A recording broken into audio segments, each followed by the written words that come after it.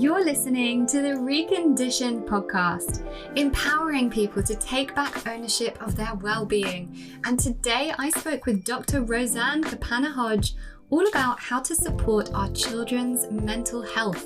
So stay tuned. Your personality creates your personal reality. Authentic power is when your personality comes to serve the energy of your soul. The truth is the body is one ecosystem. You can get to the root cause and everything goes away.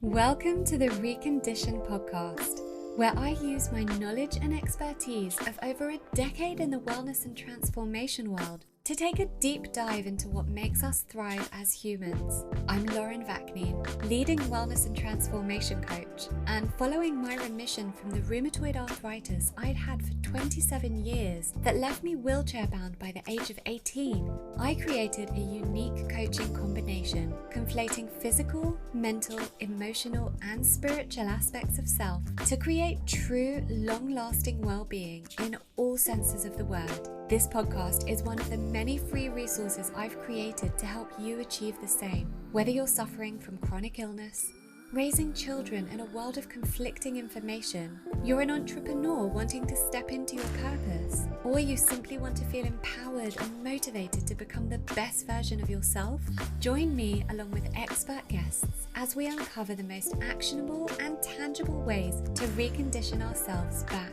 to wellness. This season of Reconditioned is sponsored by Block Blue Light, the world's leading supplier of blue and artificial light blocking products, including blue light glasses and blue blocking lighting solutions. Blue light blocking products aim to alleviate digital eye strain, improve sleep, and optimize health through mitigating the harmful effects of artificial light from screens and modern lighting. For a 10% discount across the range, visit blockbluelight.co.uk and enter the code Lauren10. Thank you to Block Blue Light.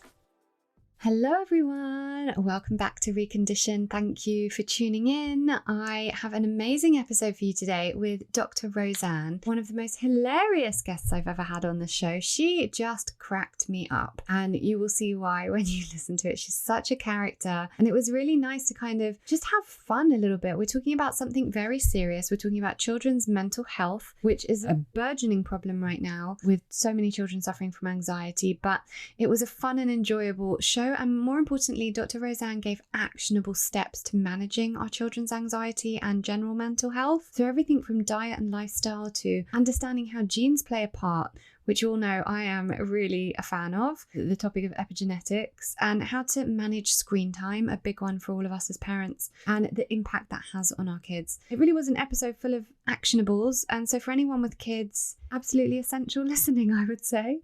Dr. Roseann is hosting the Children's Health Summit, and I've linked the details for that in the show notes because that sounds like it's going to be excellent. And if you have kids, that might be something that really would benefit you. Also, her book, It's Going to Be Okay, is out on May the 11th, so look out for that. Generally, if you have children, this episode needs to be listened to, so enjoy it. In other news, I've opened up spaces for private coaching again. So if you're looking to up-level your life using my unique whole person approach, get in touch. You can do that through the website, laurenvakninecoaching.com, or email my team, kim@laurenvaknine.co.uk. And because of my journey from disability to remission and my decade and a half in wellness, spirituality and coaching, my coaching takes the whole person approach, which is why it really works. Because I take the physical, mental, emotional and spiritual aspects of self. So if you're looking to up-level your life in any way, whether that's career, get clarity on your goals, learn how to love and accept yourself, get healthier, reprogram your mindset and spiritual guidance, along with probably anything else you could think of, I'm your gal. So if you're interested in working with me, I'd love to hear from you. I have a few spaces at the moment, so get in touch. And in the meantime, we will get on with the show. And of course, as usual, if you enjoy the show, please share it with others who it could help. If you have friends who are parents who have children suffering with mental health issues or anxiety, share it with them. And if you enjoy the show generally, please subscribe wherever you get your podcasts. Sending you lots of love.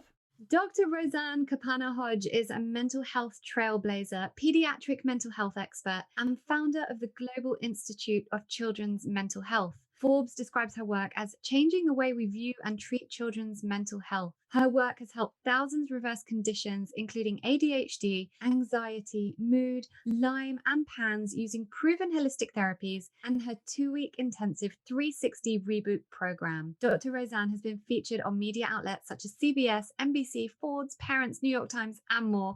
And she's here with us now, so welcome. Well, thanks for having me.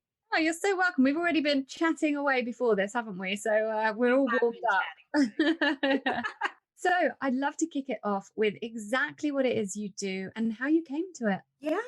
Well, I'm a psychologist and a therapist, and this is my 30th year in mental health. And I really have, even though I work with all ages, I'm really concentrated on kids, teens, young adults, and their families. And truly, how I came to this work is it really was a calling. And I remember being about 5 years old, and my mom's friend, who I'm daughter of Italian immigrants, and she asked me in Italian, what did I want to be when I grew up? And I said psychiatrist, and I had no exposure to mental health providers. That just wasn't more any kind of world my family was in. And they were business owners and, traditional, what you think of a traditional Italian immigrants, always making things, making wine and sausage and things like that. And so later, when I realized what a psychiatrist mainly did medication, I switched that to, I wanted to be a psychologist. And so it was just always what I wanted to do. And even when I was in undergraduate school, I had a job working in psychiatric hospitals. Like I just tried to get in there and start working in the population right away. And being the daughter of immigrants, Italian immigrants, I only was holistic. I grew up holistic and food was medicine. So as I got into this world of mental health, even in the early 90s in the United States, I saw what was happening with treatment with a very heavy emphasis. At that point, it was new how much people were recommending psychiatric medications.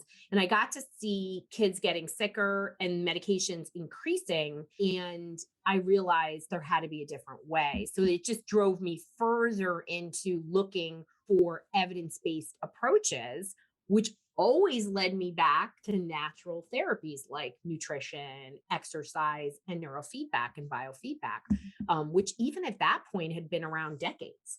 So as far as neurofeedback and biofeedback, nutrition's always been there. Herbs have always been there. And so that really became the basis of my work. And then everybody always came to me with what we call the complex cases, the 1% cases, because I became known as that person you go to when nobody can figure something out. And my friend and I, we joke, we have 100% of the 1%ers, right? And today, sadly, pretty much every young person I work with and family, their cases are very layered and complex, meaning, you have things like eczema and constipation along with autism and OCD. And so that is sort of what is happening today everywhere. And it's not just a United States problem. This is really a global issue, right?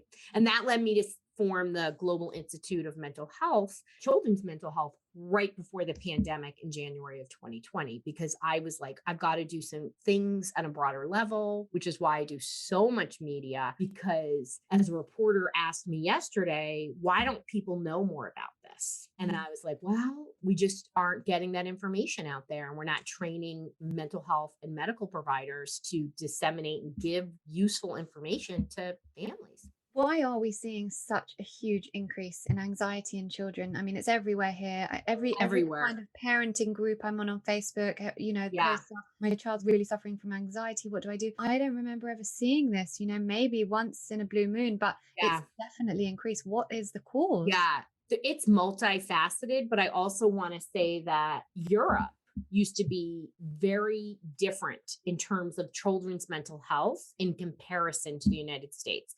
We've always had, for many, many decades, we've had kids struggling with mental health.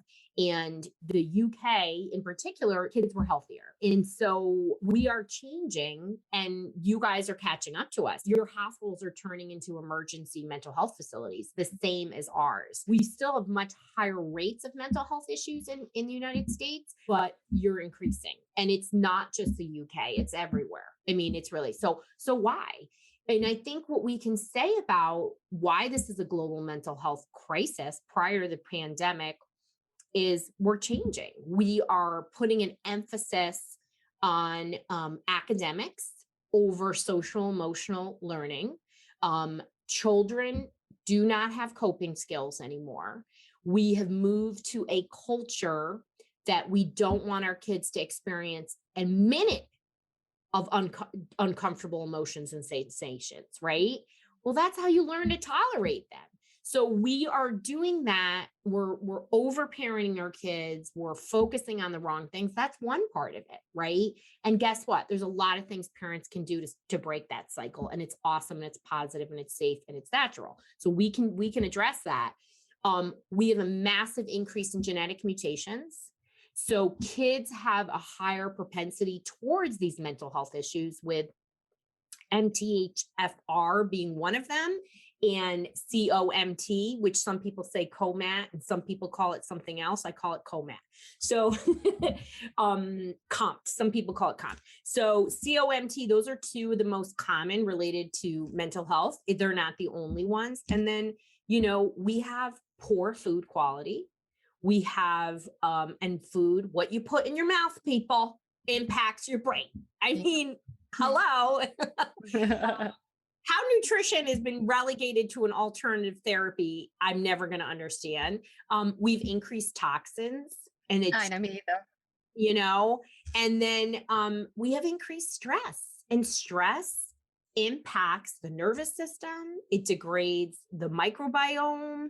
It does a lot of things. And then now throw on top of that a year of hell for people in this pandemic. And people, for some families, it's a hot mess. It's really a difficult time. Parents are working from home. Their stress levels are through the roof. Marriages are breaking down. Other people are doing okay, but I'm going to say that there's research here in the United States. And actually, I just read a lot of research about, I just wrote an article about it last night, about you have more research about the impact of pandemic in Great Britain and in Europe, because you started the pandemic before us. So it's a huge impact on the mental health of kids and families, no surprise. And now we have surveys and research to document that. And rates of depression have gone from 2 years ago, 25% of kids in the United States had significant, moderate to significant depression, not even low levels, 25%.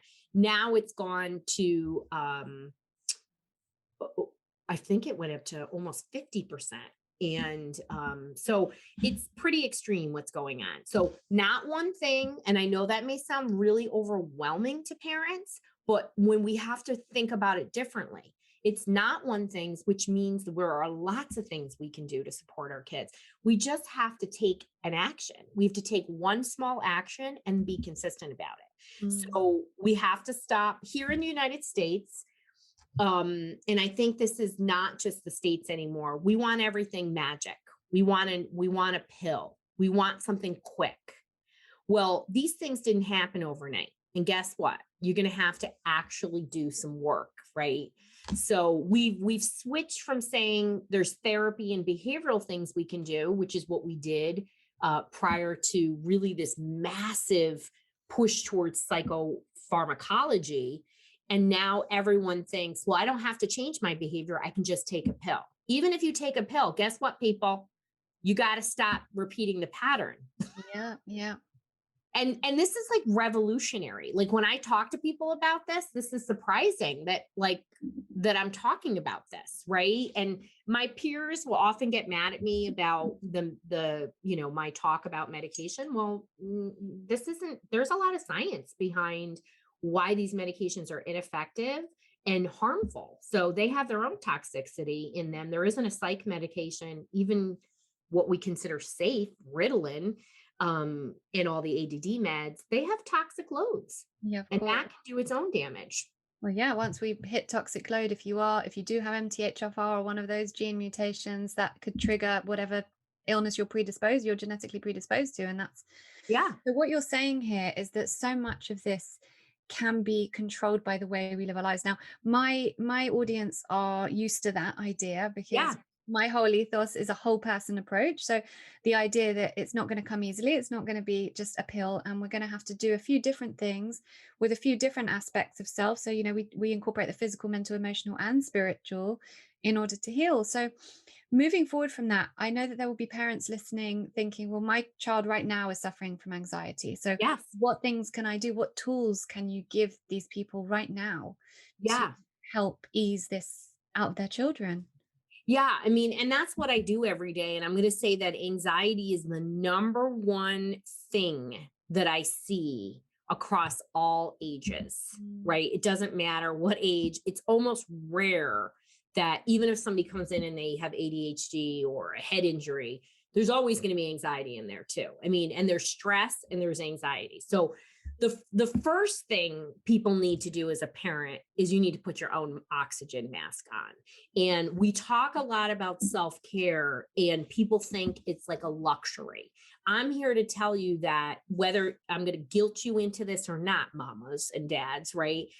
Your kids are watching everything you do. Okay. Absolutely. You can talk and you can have things, but as my father, Tony, would say, it's easy with the mouth, right? So listen, when I come to America, I want to join. I want to come for dinner with your big Italian. You gotta come for dinner. Oh my God. My mother can make like weeds taste amazing, right? Plus we cook, and I'm coming. I'm there. Come. And we're not far from New York City. So the only other career I actually seriously considered was becoming a chef. And I went and worked in a restaurant, and I was like, I don't want to work in a restaurant.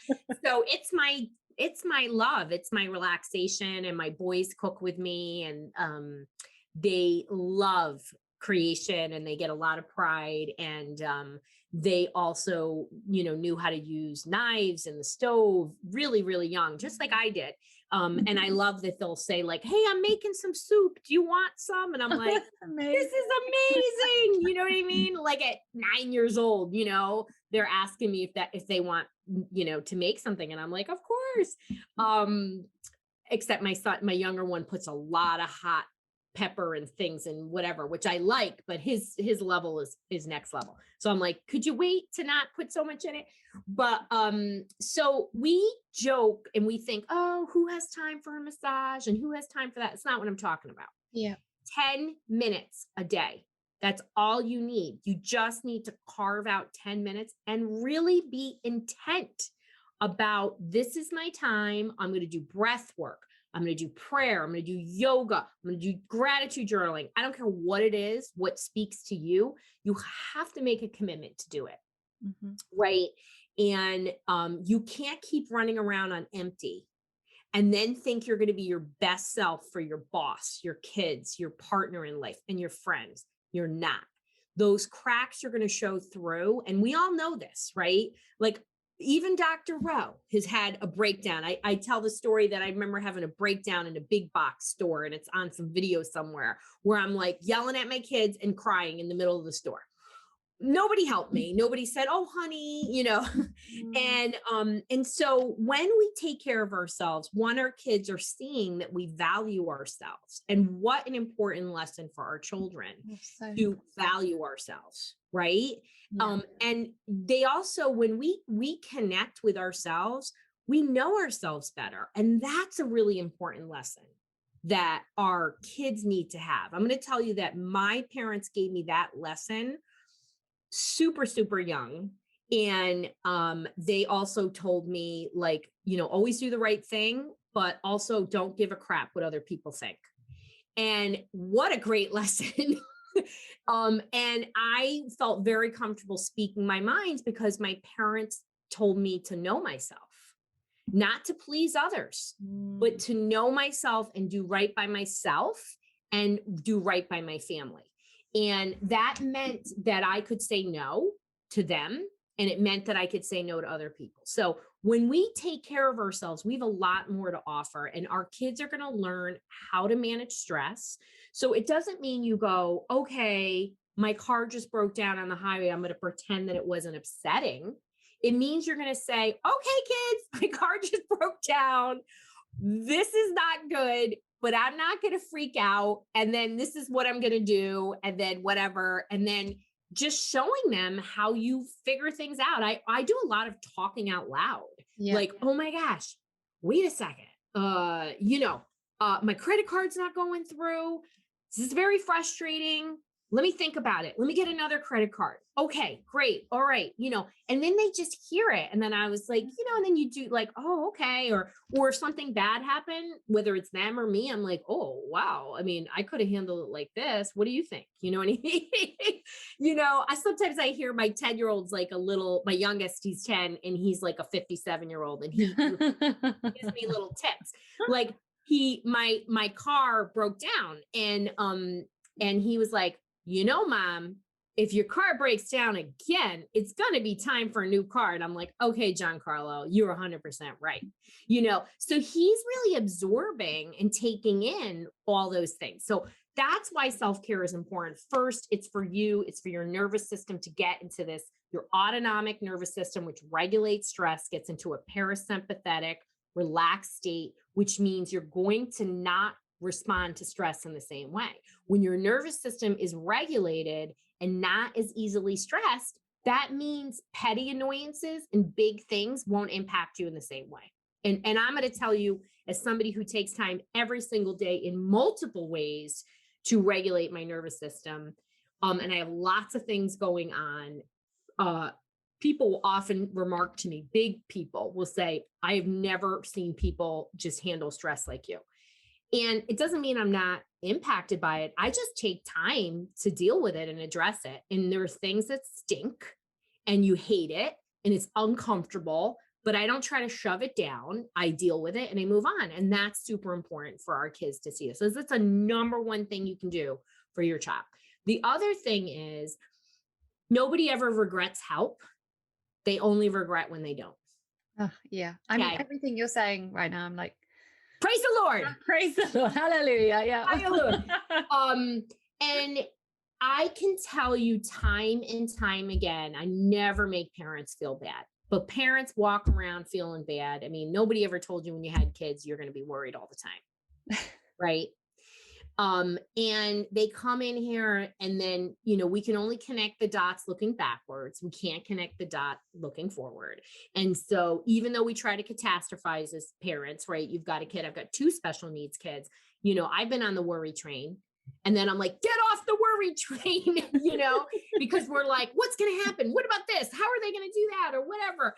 And for one of my kids, both my kids, I take a non-traditional path, but really for my older kid, I've very much taken a very different path because he has chronic Lyme and PANS, and that's what we had to do. So we had to really be present in the moment.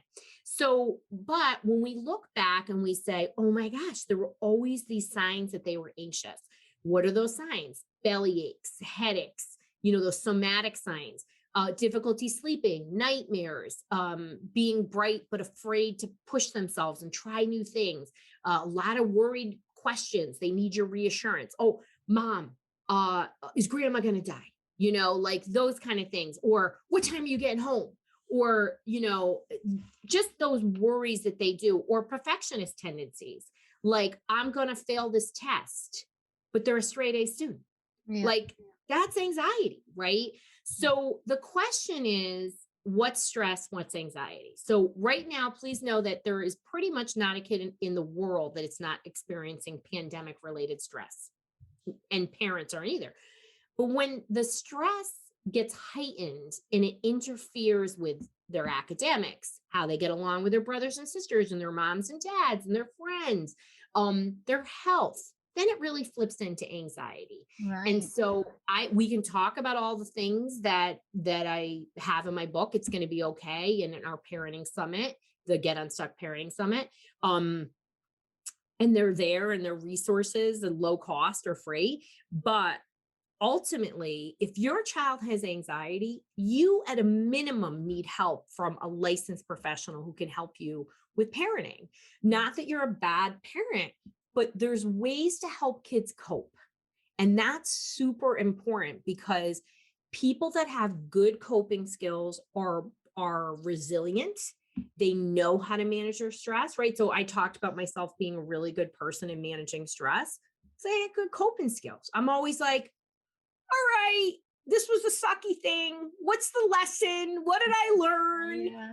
And then, whatever. And then I find something to flip it, right? Or I learn from it, right? So that's how I like to cope with things, right? So it's really important. We know through research that resiliency, right, is a definer in mental health. It's also tied to living longer. So vitality is tied to, how you cope with stress. And so those are really, really important things. And also just to validate your kids' worry and stress right now. Like, Mom, this really sucks. We're in lockdown right now again, and I hate it. And, to be like, oh God, Amy, I couldn't agree more. I can't go out with my girlfriends. Yeah. And then say, how can we try to better connect with people? And then get them involved in the thinking about it too, and how to problem solve. And I think if they hear us say, yeah, do you know what? I'm really pissed about this too. I wanted to go out with my friends. I miss going for dinner with my friends. And then all of a sudden they'll be like, oh, if she feels like that too, then it's okay. It's like what you were saying Absolutely. before about the self-care. It's the modeling that it's what we model for our children that they're going to follow more than, like you say, the words. We can say all this stuff Yes. about how we feel about everything, but unless we're actually modeling that. Kids are the number one way we learn to parent is from our parents. Yeah. And they're little sponges. And, even when I have a teenager, even when your teenager's snarky and cranky and you think they hate your guts and they're not listening to you, they're listening and watching everything. Yeah. I remember that as a teenager. I remember. Absolutely. You know what I mean? Of course. And there's a normal developmental part. It doesn't mean you don't stop being loving, showing your love, saying things that are important, like get up, listen, hey, being on your device for 14 hours isn't good for your brain. My son came to me recently and said, I'm having like a pain in his lower abdomen. And then I said, this is from being hunched over. And how I responded was, oh my God, Max, I feel the same way, except my lower back. And I told him, oh, my friend, Dr. Krista Burns is this digital dementia expert, and she gave me some exercises. And then I said, what would probably be a good tip, and I'm doing this, is I said, you could use my exercise bike desk, right? So I have a desk that has an exercise bike, or you can hop on the treadmill. And he was like, huh. And I was like, okay. And then the next morning, my husband wakes me up at 6:30 and he was like, Max got on the treadmill by himself at like 3:00 in the afternoon. So I was like, he's listening. And I did it in a way, and he didn't get snarky with me because he's 16 now, so he's not as snarky. Right. And you know what I'm talking about, you parents of teenagers, when they're like 13 and 14, you're like, is this how it's gonna be for the next whatever many years? I promise you. Stay the course, and they'll come back to you, right? So so I was so proud of him that, one, I modeled what I wanted him to do. Two, I made it like no big deal, and I validated what he was experiencing. And then I was like, then we've been joking about it, like the treadmill broke, and I was like, it's because you're working out so much, Max, you broke the treadmill, and we were cracking up, we had a good time about it. So, try to bring humor in. I can't say enough about humor too. And it's so important in these times of stress. Take moments for fun, bring in humor, because our kids are stressed and anxious right now. And I think it's such a great way to connect. And I know the Hodges, because we've had a lot of stress with Lyme disease.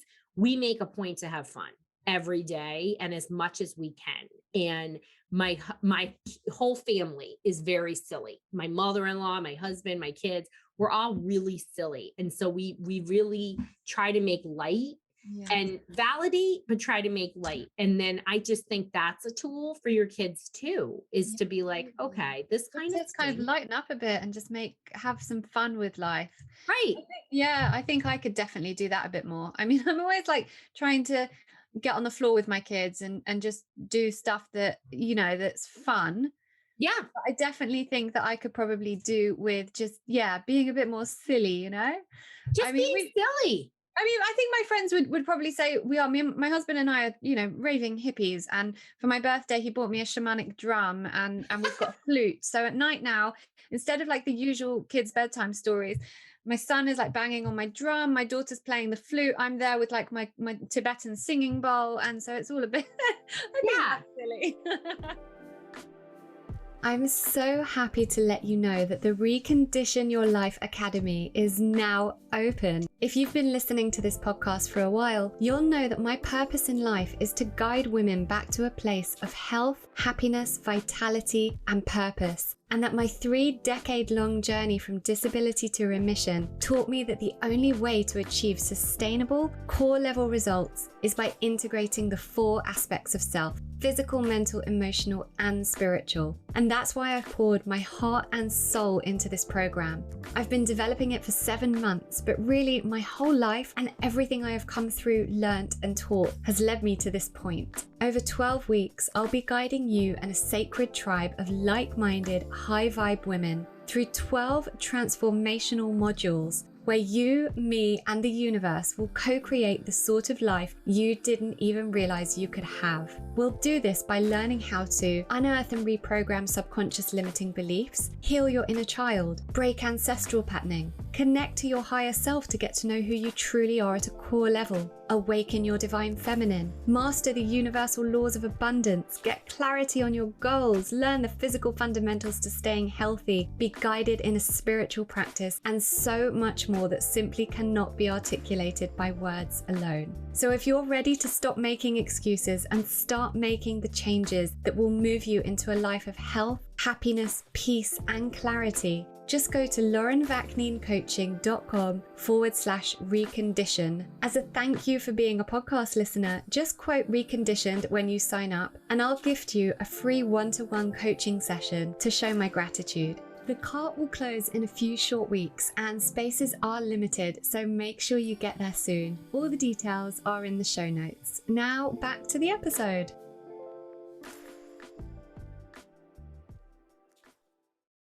Well, even just, it's been great because now, when my older son was really having a hard time, he really was behavioral and angry and sad at times.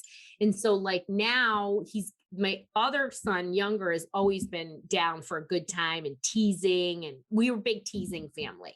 So, you have to be able to handle that, right? You remember one time we had a babysitter, she made it 30 minutes. She thought my husband was serious. He was like, "Oh, you're making me lunch, woman." And we were cracking up. And she was like, "Oh, I thought he was serious." And I was like, "Did you not see us all laughing? Like, come on." But like, for example, my teenager kept leaving the light on in the garage. So now he and my husband have a joke about it.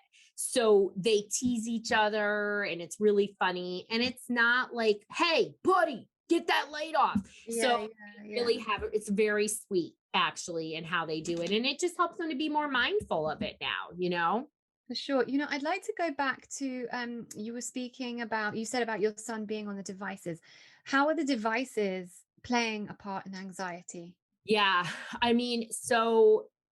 So it's not all bad, the media, okay, spending time on digital devices. So I want to start off with there's good and bad. So let's talk about the good and then let's talk about the bad and then let's talk about what we can do about the bad. I think that would really help people because it's one of the biggest things people want to talk to me about. So first of all, we're on devices and there's no way around that right now. Many people across the globe are either doing hybrid or full virtual learning, right? So they're spending time and they're using it as a point of connection. So what we found in research is that the type of activity you're doing on your device is directly linked to your mental health. So the more passive your activity, scrolling, YouTube watching, video watching, Netflix, the greater the negative impact on your mental health. The more engaged you are, so you're using Discord to chat with your friends, or you're chatting, DMing, you're FaceTiming, there's an actual improvement in your mental health. So I think we all have to understand, back before this, we used to say, oh, 2 hours a day or whatever it is, depending, there was different limits of use. I think it's really hard to say how much at this point. So I think we have to abandon that. But I think what you need to do as a family is you need to determine that, and you need to tell your kids, and it needs to be explicit. And on top of that, I use devices to control the amount of time that my kids have. So they know exactly how much they have. And when it runs out, it's over. Right. And then we even have a system in our house. If you do certain tasks, you can have extra time. Right. So, and even my little guy, who's super easy about getting on and off his devices, will say things like, my friends are playing right now, we're chatting, can I get on? And because it's the only way you're really getting where I am. It's still very much a lockdown state. It's greater New York City area. So I think talking to your kids about what kind of time you're using, try to get them to minimize their scrolling. Like, instead of watching Netflix on your device, put it on your big TV and sit around together as a family. Or maybe if you have a friend that they're coming over, and have them invite their friend over. Like, do something that's more engaging than sitting in front of a device. The other big problem, Lauren, about device usage is what I mentioned, that my girlfriend, Dr. Krista Burns from the American Posture Institute, she's amazing. She's a speaker on my Get Unstuck Parenting Summit. And she talks about this digital dementia that results from poor posture. So when your posture is hunched over, what's going to happen, right? You're going to reduce blood flow to the brain. Right? That's going to impact your neurotransmitters. You're going to reduce your focus. And then kids are sitting their butts in a chair on the couch or their bed, and they're not moving. So we have to have movements to counter the technology usage. So whether that's intentful, one every hour on the hour, getting up and doing, 2, 3, 4, 5 minute exercises, or you've got to get these kids moving at least 30 minutes a day. I don't care how they're doing it. Just like I told my kid about it, and he magically got on the treadmill, which was shocking. And when I tell you that my kid is the kind of kid that's like, I'm not doing that, he's a no first every time.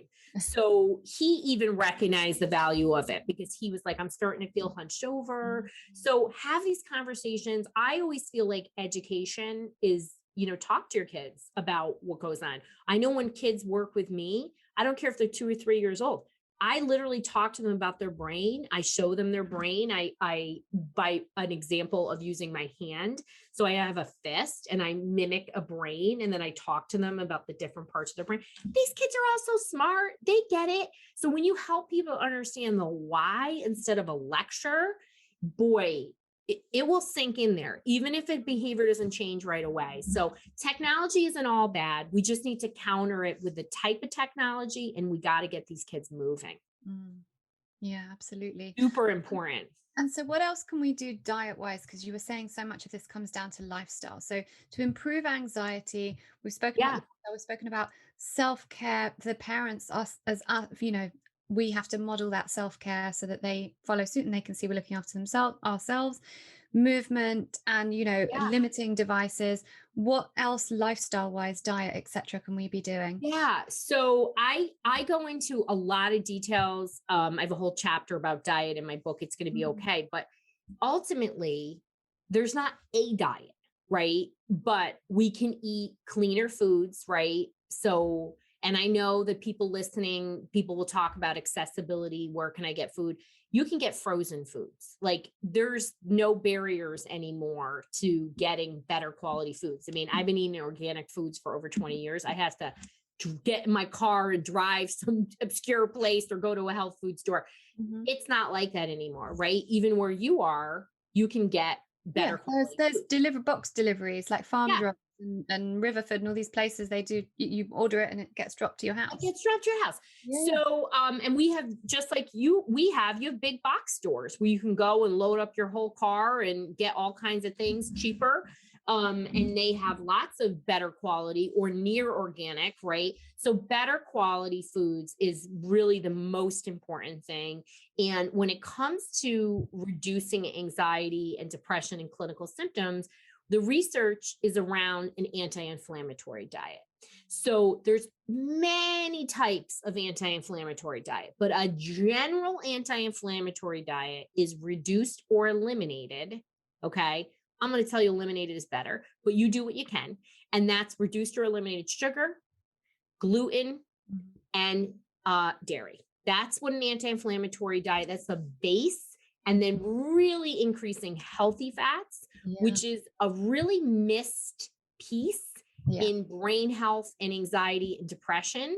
So really increasing those really good healthy fats like avocado oil or avocados or coconut products or smoked salmon, hummus, eggs, clean, really organic eggs. These things have a dramatic effect on brain health.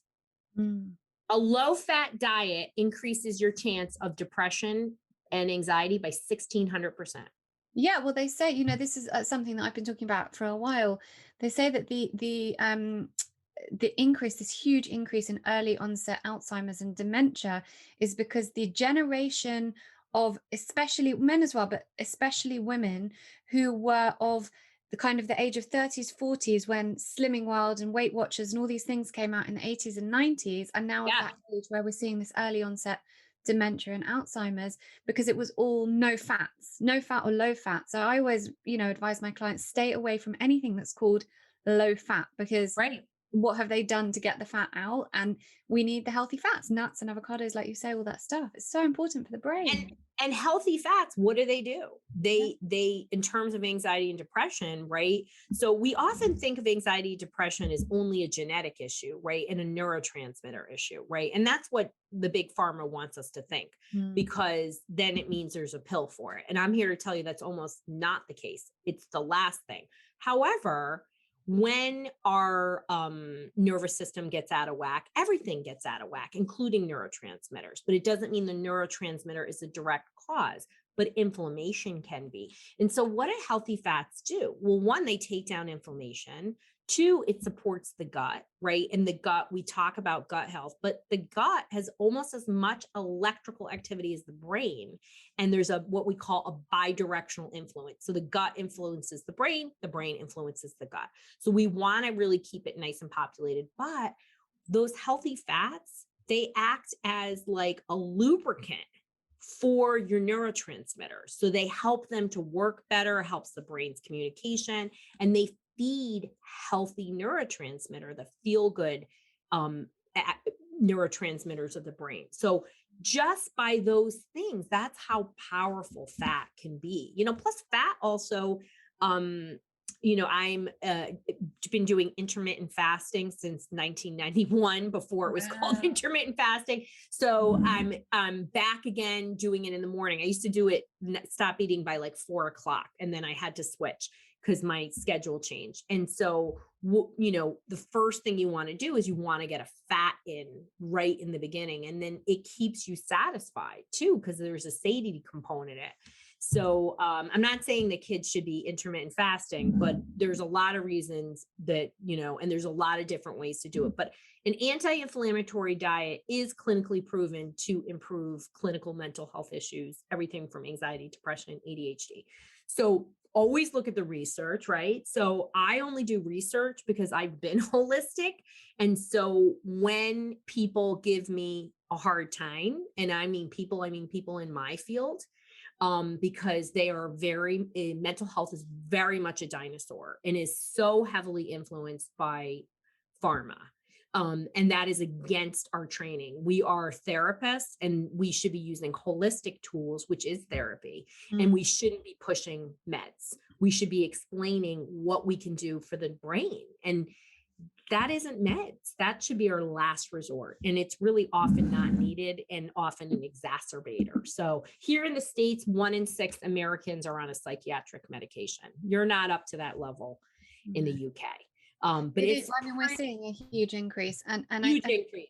Yeah, it's because I see it, I do, I have spent my whole adult life trying to heal myself, or, I did heal myself through not using pharmaceuticals. I do think in very specific cases, antidepressants are needed to help the person get from I'm about to commit suicide to not be in that space. And past that space, then there are other tools that can be used. But there are biochemical issues. There are for sure.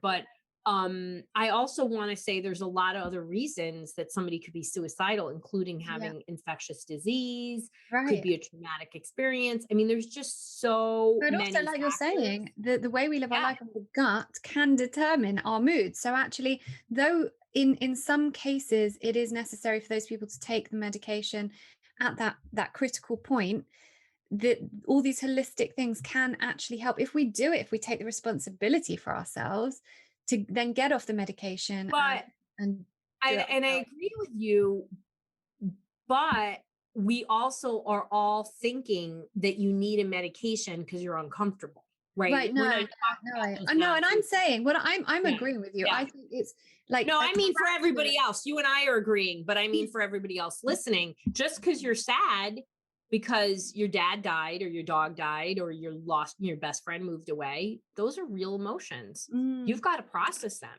A pill isn't going to do anything for you. It's just going to make you disassociate. And those feelings will creep up in another unhealthy way. So take the time therapeutically to deal with them. So, that's what's happening now, is that everyone is so distressed in this pandemic. They don't want to tolerate it, but there's still so many positive things we can do for ourselves. Yeah. We'll be back to the episode really soon, but first, a quick word from our sponsors, Block Blue Light. So as a busy mum and entrepreneur, there are days where I have to work into the evening, and this means being at my screen way longer than I'd prefer. So a while back, I invested in a pair of blue light blocking glasses. Now, if you've never heard of blue light blocking, let me give you a quick rundown. Natural blue light from the sun boosts our mood and alertness, but technology has meant that we're now exposed to so much artificial blue light from screens, devices, and all modern lighting, and it's really affecting our health. Artificial blue light disrupts our sleep, interferes with our hormones, and causes digital eye strain, which can lead to long-term eye health issues. Now, I've been wearing my blue light blocking glasses for a while, but it was in the second lockdown when I was homeschooling that I decided to get a pair for my 5-year-old to protect him from the amount of screen time that was required for his learning. And he now wears them anytime he's at a screen and if he's watching TV after dark.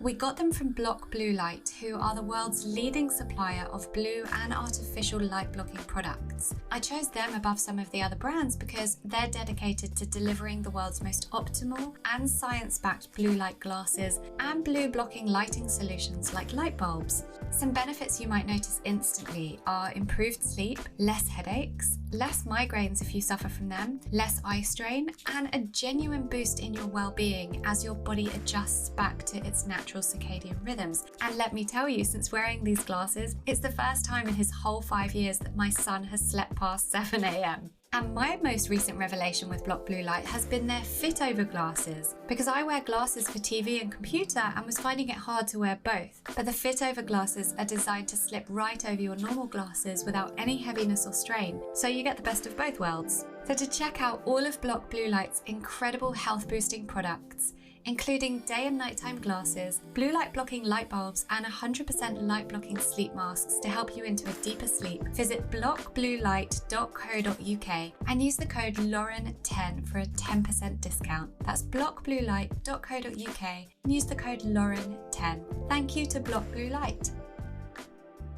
So tell me about your 360 reboot.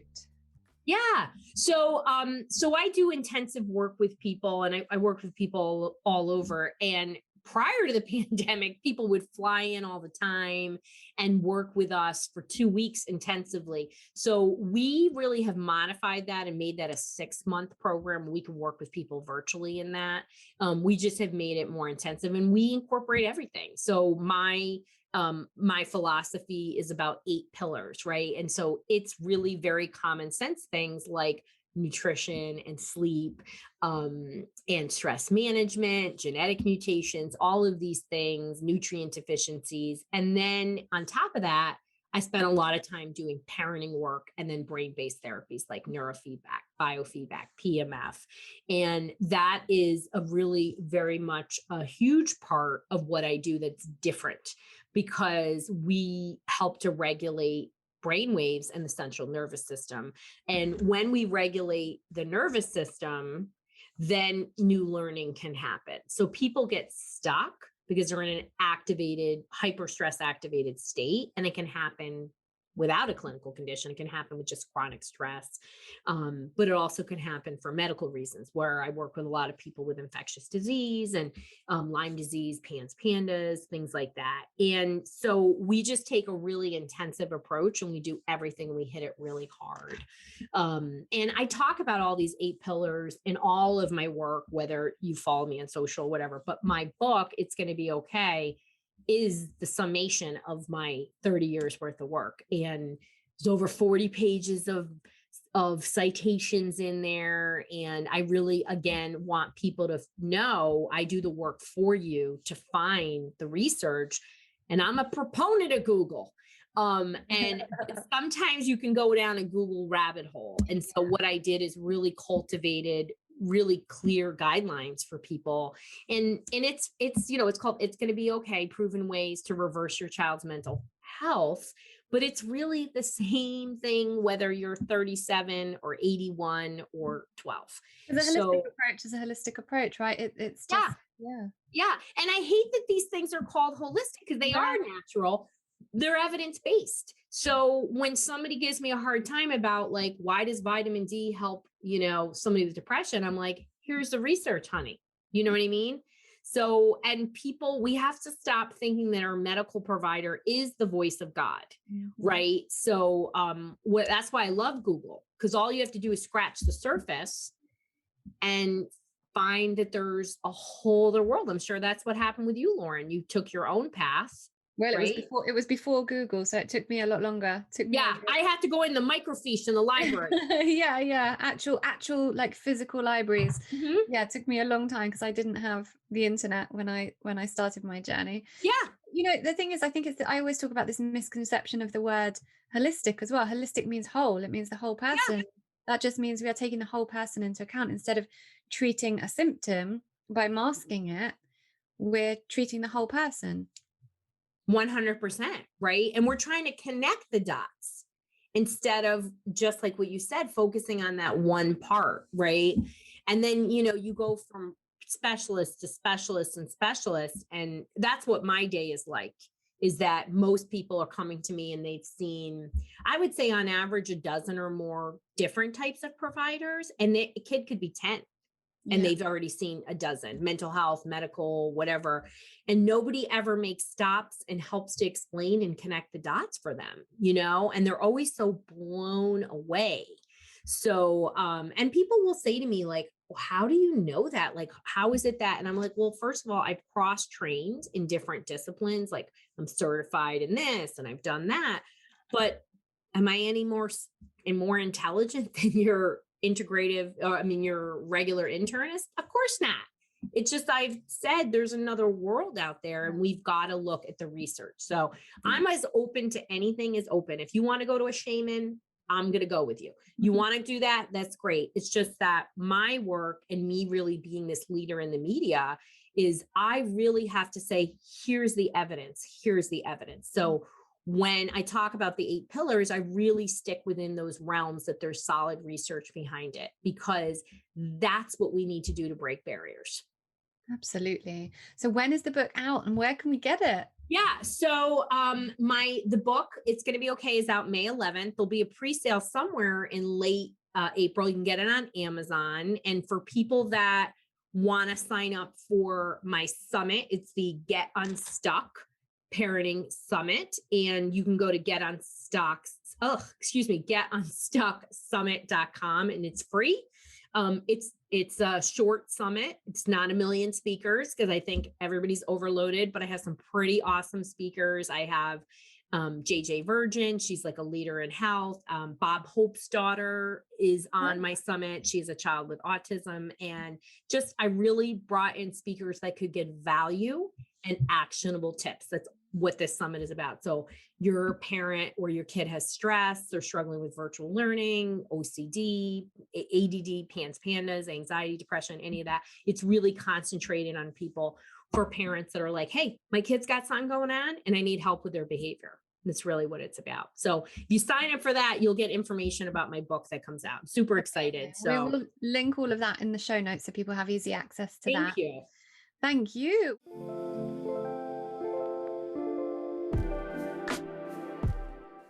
Well, we're going to end the show how I always end the show, with a series of quick fire questions in my little segment called All About You. So are you ready to go? I'm ready to go. Great. Okay. The one behavior all parents need to change or adapt. The one behavior for themselves or their kids? You choose. Okay.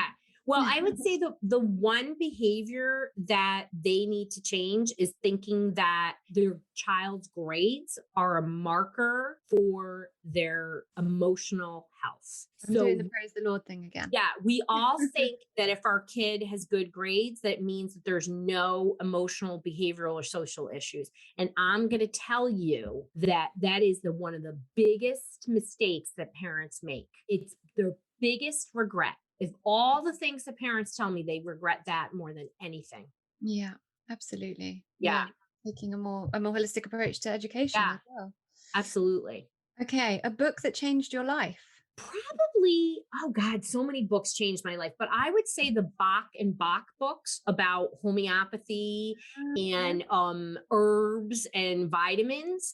I have practically memorized those books. And like what you were talking about, Lauren, those are books that I had somewhere in the 90s. And so they're really basically books that are broken down by clinical conditions. And then they have recommendations for different supplements. And it just blew my mind. And it's why I know so much about homeopathy and herbs and supplements today. Amazing. I have so many books on homeopathy. Yeah. Massive homeopathy fan. Okay, I'm a big fan of Simon Sinek, who always says, ask the why. What's your why? So what's your why? The thing that drives you to do what you do, even if you weren't earning money from it? Well, I mean, I'm not earning money from my media. I mean, I'm really on a mission to change the way we view and treat children's mental health. I mean, that is my why. I have already been successful and, have this big practice and all these other things. And I was like, things are bad. If somebody doesn't put themselves out there, and I can handle criticism. I'm not a shrinking flower. And when you put yourself out there, I mean, I'm so lucky. I have the most loving following. Like I get people send me emails just to say, I just loved what you did and have a great day. And I just can't get enough of that. My friends get a lot of hate stuff. So I'm grateful for that. But I also get people who, it's typically a professional, who will email me something like, how dare you, and this, that, and the other thing. So we have to make this change, and what every parent can do. So I want to inspire every parent to be the CEO of their own, child and family's mental health and physical health. But I also want to say that if you tell one person, we can change the face of mental health by that word of mouth. And I did it regionally, like where I am, things are very different because I've been doing things for a long time.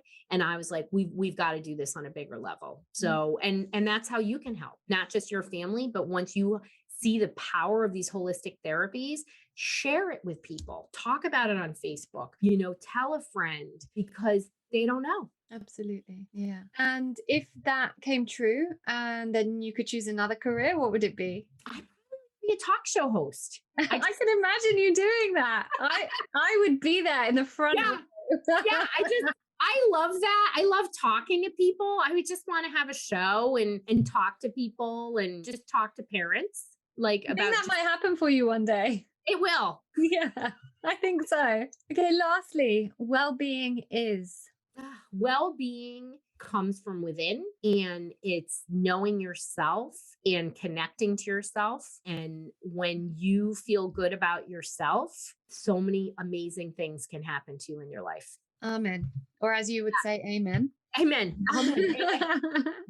This has been an absolute pleasure. Thank you so much. And we will link all those details about your book and the summit, and hopefully, get people to know all about this, which is your why. So thank you.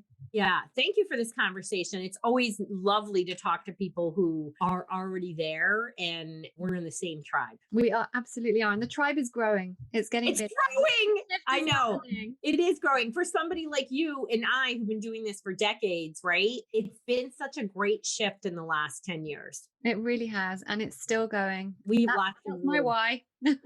Yeah. Awesome. Well, thank you so much, Dr. Roseann. Thank you. Thank you so much for choosing to listen to Reconditioned today. I'd be so grateful if you could subscribe and maybe even leave a review if you enjoyed this episode. And better still, if you could share with friends and family who could benefit from the content, that's what I'd really love. I just want us to share the love so that everyone can understand how to use an integrative approach to life and health. For more free resources, visit laurenvaknine.co.uk and laurenvakninecoaching.com.